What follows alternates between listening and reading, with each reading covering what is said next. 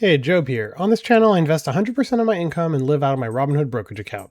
Today, you get to see that in practice and see in what and how I invest my full $2,386 weekly paycheck and how I pay bills with margin. I don't pay my bills first, then invest the rest like most people do. By using margin to pay my bills, that enables me to invest 100% of my income and never interrupt the money compounding in my brokerage. Step by step, you'll see how I invest to build monthly cash flow that will eventually replace my full salary and help me retire early. That said, as always, you'll get radical transparency on my channel. If you want to see my real numbers, follow along my portfolio by checking the free Snowball portfolio link in the description below. And if you appreciate all this transparency, make sure to give a like and subscribe. As usual, just a quick disclaimer, this video is for entertainment and education purposes only. I'm not a financial advisor and nothing here should be taken as financial, investment, or tax advice. I'm simply sharing my personal investing journey and documenting my own results. Make sure you have a good read of this whole disclaimer. And as far as the weekly flow, I'm not going to go into it. Check out the video at the top right if you want a deep dive of this. And just because this video is basically going to be going through this whole flow live and stepping through this step by step. So pause if you want to take a look, but let's just get started. So if we pop over to Robinhood, so actually when I decided I was going to film this video today, we're Wednesday, August 19th. We were actually kind of over here in the morning. It seems like it's made a little bit of a recovery here. So not quite buying the red day like I was hoping, but it looks like maybe it's coming down here a bit. But this is how the portfolio is looking, full live portfolio view. And first things first, let's just get my full paycheck transferred in. Unfortunately, I have to do this off screen. Robinhood still doesn't support banking on the website. So let's just transfer over this full $2,386.02 paycheck. I'm investing every penny. So $2,386.02. Get that transferred over. Should see this update in a second here. So you'll see this net value update. There you go. You see that the buying power went up by double the paycheck amount. Margin total went up by exactly the paycheck amount. Margin used went down by the paycheck amount. And then cash available for withdrawal goes up by the exact paycheck amount. So yeah, you can kind of see that there. And now, so first things first, we'll invest 10% into growth. So let's hop over to Snowball Analytics here and look at the Find a Dip tool. If you're ever interested in a referral link, you can definitely check it down in the description below. So let's see here. So on the growth side, anything in the 50-day, looking like there's not much. CLSC and SPMO here down like 1% each roughly. If we go over the 10-day, you can see that, VGT pops up here down 1.54% in the last 10 days. SPMO 1.25, CLSC over here, QQM, and VOO. So I think on the growth side, I think I'll do VGT. I haven't done it in a little bit here, so might as well just do VGT here. Just it's down a little bit. Overall, it's definitely in the green when you look at it in the grand scheme of the portfolio. But I think I'll do VGT. I haven't done it in a minute here. And I think we might be able, we're going to be just under 10K. That's going to hit my OCD a lot. Or actually, let's see, 238, 9758 plus 238. Oh, that's gonna bother my OCD for sure. But at least on market value, we're way above that. But so let's just do VGT. So paycheck is 2,386.02. So minus 238, 10%. So let's do that. $238. Buy the little dip today that it has. Great. And then for the high yield portion, we'll basically kind of split it in two. So what I've been kind of doing, like half into kind of like some higher yielders, that safer ones in the higher yielders, something like GIAX or even blocks, as we kind of invest in the crypto lows and hoping for that bounce back once we're done with the crypto winter. But this week I'm thinking, so let's see. So blocks is definitely down there still on the 50-day, definitely down a lot. But I just did blocks last week, so I'm thinking I might just do GIX this week. Like it's actually dipped down back into the red this week when you look at it in the grand scheme of the portfolio here. And actually, I think like when I do this, it'll push me into the 10K range, which is great. So great for my OCD for this and getting that above the 10K. So I think like the theme of this week is just OCD investing, getting over specific thresholds here.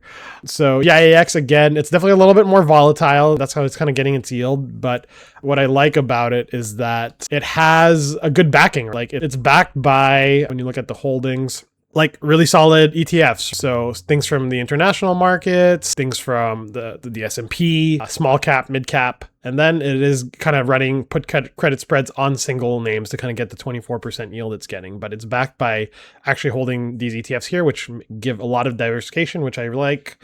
It's not just kind of risky things. So let's just do that. So if we divide this by 2, so 1074, and let's just do the 2 cents for GIAX. So 1074, 2 cents for GIAX by, great. And then for the rest, we'll get that into a safer yielder. So last week, again, to bring up the OCD, I was talking about how I was kind of wanting to get TSPY over that 10K threshold and getting pretty close. So probably over 2 buys, we can kind of get it there. So I'm thinking I might just do TSPY this week, actually. So just do it into 1. It's definitely in the green right now, and it's not particularly in a particular dip. Doesn't even really show up in the in any of the dip SMAs here when we look at them. Really, if I really want to buy the dip, probably would have been TDAC this week. But I'm going to give in to the OCD beast today. So let's just do TSPY. Then maybe we'll do it again next week, and we can kind of get ourselves over the 10K threshold here. Yeah, because I have a lot in TDAC right now too, so don't want to add too much to it this week. So let's do that. Let's get into TSPY. So 1074, and then that'll be the full paycheck. Great. So that's the full paycheck invested across all those positions. You can see that my net value hasn't changed because the money hasn't left the portfolio or anything. Buying power has went down by exactly the amount of the paycheck. Margin total stays the same because nothing's left. And margin used went back up to what it was before because I invested the full paycheck. And then buying power, only half the paycheck amount ended up staying as cash available for withdrawal. So yeah, they keep 1/2 for collateral essentially for your margin. So now we'll pay some bills. So just kind of showing how I live out of the brokerage and kind of pay all my bills out of it. There was a question the other week of like, someone was asking, like, who's floating your lifestyle to let you invest 100% of your paycheck? And you can kind of see it in this video, right? I'm doing it myself. I don't come from a particularly rich family. I grew up like pretty lower middle class, probably closer to the lower end. Parents weren't great with money, so I'm not inheriting much. I'll probably inherit debts from them, if anything. So my paycheck is funding itself, really. It's funding my lifestyle. And this is just kind of the money I've built up over my 17-year career in games here. So let's just pay bills. So this week, if we pop over to the bills tab, so we just have one bill this week. So we have my Robinhood Gold card, so $2,655. So slightly more than the paycheck this week. So, and this is a good point to make, that like in weeks where like your bills might be higher than your paycheck, it's actually, you don't technically need to transfer in your paycheck, invest it, and then take it out. I'm kind of doing it more for the psychological factor of it and just kind of showing it visually. But technically you could also just kind of take that amount of margin and just take your money and pay the bill separately without having to pass it through the account. So really just doing that for the psychological factor and just visually showing it. But some people have brought that up in the comments where if that is needed, and it's definitely not. Where it is beneficial is only if your bills are lower than your paycheck that week, and having that extra pulling down the margin balance will help. So let's just get this amount transferred over. So this is $2,655. Let's get that transferred to my savings account and then move that over. All right, 2655.73. Let's just switch back to the Robinhood tab just so you can actually see it get drawn out, and then transfer that out. Just update in a second here. So there you go. You see the net value dropped, and that's important. The net value will drop if you take margin out. Buying power dropped by double that amount, essentially. That same amount from the bill drops from the margin total. That gets added to the margin used, and the cash available for withdrawal goes down by that full amount. So very important. Like, what doesn't change though is your gross margin balance. So now that that's done, let's just get our spreadsheet updated. So that's my full bill paid there. We'll just put this to yellow. Great. So, and then we'll have my BOA Summit bill next week, a monster one, and then also my mortgage. So some big chunks coming out next week, 7.3K. As I said, it's an expensive month with like the wedding reception that we had, just bills for my car and a bunch of stuff. So it's an expensive summer overall, but have enough buffer to handle it, which is good. So let's just get the spreadsheet updated. So let's get margin total here.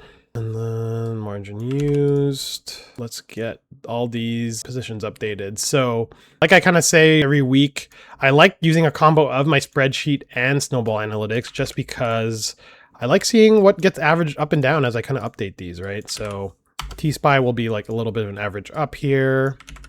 You don't necessarily get that with Snowball. If you're interested in the spreadsheet, definitely check out the Gumroad. You can buy this for $5 if you're interested. So just kind of all manual. You can kind of see how I use it week in, week out. So VGT, there should be an average up. And then great. And then GIAX, this should be a little average down. So that's above 10K, which is great. And so with that, what doesn't change is the gross asset balance when you pull out on margin, because you're basically borrowing against this gross asset value. So if you add all my assets up together, I'm sitting at 437.1K in gross asset balance. I have 208.3K of margin used, and that gives me a net value of 228.7K. So yeah, just building out that gross asset balance, definitely going down a little bit this week. We have a little bit of a red week to contend with. So lost a little bit there, but that we're just going to keep stacking that asset balance, keep growing it, and still living out of the brokerage through leveraging margin and still building that cash flow. Also, let's just take a quick snapshot of where the income is. Cool. As far as how growth and high yield income are split, we're sitting at 191.5K in growth, 245.5K in high yield income. So 56% roughly in high yield income and roughly 43% in growth. So that makes up the 437.1K. And as far as my margin health, I'm sitting at 52%, 52.32%. Gross portfolio margin used and net portfolio value all sitting the same.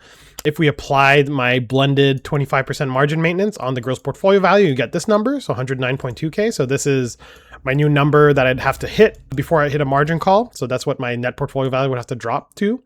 So that's a 119.4K margin buffer, which is roughly 52% if you go off the net portfolio value. But if you go off the gross portfolio value, that's a 27.32% drop. So I'm always kind of keeping my eye on this. So all the assets would have to drop 27% to hit a margin call. And that would be the equivalent of a 52% drop. So very important to kind of keep that margin amplification and leverage multiple in mind. I think this is what this number kind of misses out on, just because this makes you feel safer than you are. You see that big number and you're like, oh, the market's not going to drop 52%, but your portfolio is not the market. And then also you're using potentially a lot of margin. So you have to keep your multiple in mind, just because the bigger number is swinging a lot more in that sense. As far as my buying power, I'm sitting at 77.9K. So you get that by doing your margin total minus your margin used. If you take half of that amount, that's your cash available for withdrawal. So 38.9K roughly. So this is technically money I could use to reinvest into portfolio, or if I want to take it out as cash, that would be it. And I would still technically be fine. My equity would get pretty low and my buffer would get pretty low, but yeah, I don't want to do that. I want to maintain this as large as I can to stay away from a margin call. As far as my income, we can kind of calculate here how much I ended up adding to it. So if we do 5607.13 minus the old value, we created $34.29 of monthly income today. So if we were to kind of add that up for the year, we ended up $411.48 for the year. If we projected that, like say I invested the same as like this every week, do times 52, that would be adding 21.3K in the portfolio in annual income. So you can kind of really see the potential of kind of being consistent with it and constantly adding to this income. It wouldn't be a clean number like this just because it'll fluctuate up and down depending on the weeks and how the market's doing, but you can kind of game it out, right? You can kind of see how much you could kind of be adding. So definitely exciting. So with that, I'm sitting at 67.2K of annual income, 5.6K in monthly income, 1.2K in weekly dividends, and then $184 daily. So that's roughly a 27.41% distribution yield. So that's on just what's invested into high yield income assets to portfolio. So the 245.4K. So if you go off the full portfolio value, including the growth, that's closer to like a 15.65% yield, which makes it feel more reasonable there. And again, like none of this is free. This is a big margin balance, 208.3K. I'm paying a 4.5% interest on this. So that's roughly $777 of interest monthly that I pay. And this just gets added to the margin balance. So technically, what's nice is that you don't technically have to pay it back. If you could keep stacking it on the margin balance as long as you kind of keep your equity in check. Technically, you don't have to pay it back. But what's nice is that my monthly dividends is way above that. I'm taking out this big margin balance, but I'm making $5,607 a month for it. So compare that to like the monthly interest. It's a big spread. So 4.8K in monthly margin spread. That's positive. So basically a 22.91% yield after margin interest is factored in. So pretty nice spread and keeps growing every month. So as long as I kind of keep this positive, I think I kind of can stay clear away from the issues there from that margin bounce. So what's nice is that, like, say technically I stopped investing in the portfolio tomorrow and I don't know, I had to use my money for whatever reason. What's nice is that every month my income will actually be outpacing my margin. So like a piece will go to paying down the margin interest, but then the rest would actually kind of deposit down the portfolio and bring the margin balance down. So it's nice to have that option in case I need to pull that lever in case of emergency. I haven't had to do that yet, but nice to know, right? Did that in part maybe when I got laid off, but yeah, I'll still kind of investing in the portfolio. So not even fully, but that's the full paycheck investing flow, how I pay my bills out of the portfolio. So you get a full view out of it. So we basically kind of step through this whole process, having a full paycheck, deposit to a taxable brokerage, doing 10% into growth, 90% into high yield income, borrowing against those assets at a 4.5% interest rate, and then paying all my bills. And at the end of the day, what gets added to the margin balance is really the difference between my dividend income and my bills. So that's what gets added to this margin balance at the end of the day. It's not the full bills and anything I might maybe be reinvesting. So hopefully that gives you a good view of the full process and really see how to live out of my brokerage account, right? How my brokerage pays for my whole lifestyle right now and how it should hopefully get me to an earlier retirement from the games industry by 40 years old in 4 years' time. So if you want to support the channel, definitely check out the description below of any video. You can get all my free or paid links. If you join the Patreon or the YouTube membership, you can join our Discord. Yeah, tons of great back and forth and tons of other people living in their brokerage that you can kind of learn from, as well as kind of get all my trade alerts for things during the week. And yeah, if you appreciate all this transparency, make sure to give a like and subscribe. And if you want to catch up on last week's portfolio update before this coming Sunday's one, definitely check out the one at the bottom left. And I'll catch you in the next video. Peace.